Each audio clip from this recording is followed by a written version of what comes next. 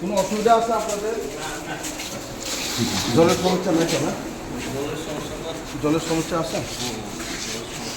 আপনারা জলের সমস্যা শুধু হাসপাতাল তারপরে আমরা কিচেনের ব্যবস্থা করতেছি, আর এটা ওই কিচেনের বেসিনের ব্যবস্থা করতেছি, টয়লেট গাছ টয়লেট 2-3টা পয়েন্ট। আর আমি এলাকাতে প্রত্যেক এলাকাতে আমাদের আধিকারিকরা তাদেরকে সাথে নিয়ে আমরা ওনাদের সাথে আমি ভিজিট করছি, জয়েন্ট ভিজিট। যে জায়গাতে যে ডিপার্টমেন্টের প্রয়োজন, যেমন পানীয় জলের সমস্যা যদি থাকে তাহলে DWS এর ডিপার্টমেন্টকে নিয়ে আমি জয়েন্টলি ভিজিট করি।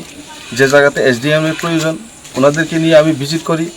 যে জায়গাতে RD এবং PW যে জায়গাতে যেতেই লাগে।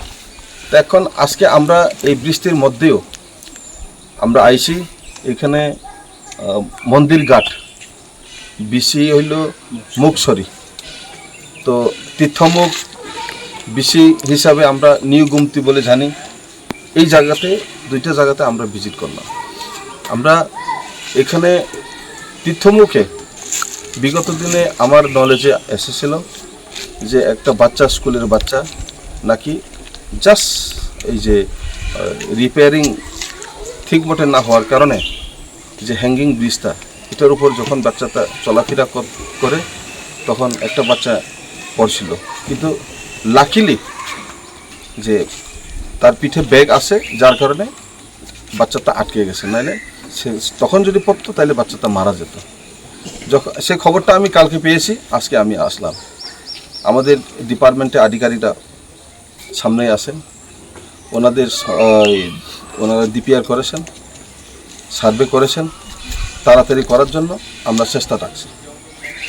এরপরে আমরা স্কুল বাউন্ডারির মধ্যে এবং স্কুলের যে ওয়ালটা, এটা অলমোস্ট ভেঙে একটু পড়ার একটা অবস্থা হয়েছিল।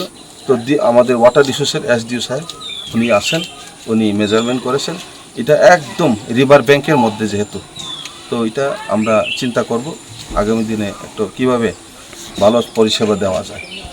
এরপর আমরা এসেছি এখানে মন্দিরঘাট